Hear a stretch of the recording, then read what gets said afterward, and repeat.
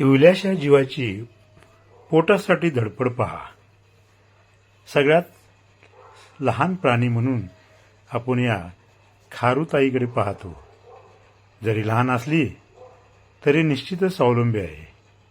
आपल्या पोटाची खळगी भरण्यासाठी ही आमच्या चंदगड तालुक्यातील बुझवडे या गावामध्ये एका मंदिरा शेजारी असलेल्या नारळाची,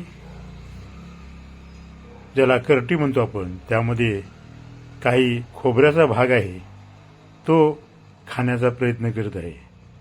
आणि यावरून दिसतं की एवढा छोटासा जीवसुद्धा स्वतःच्या पोटाची काळजी घेतो.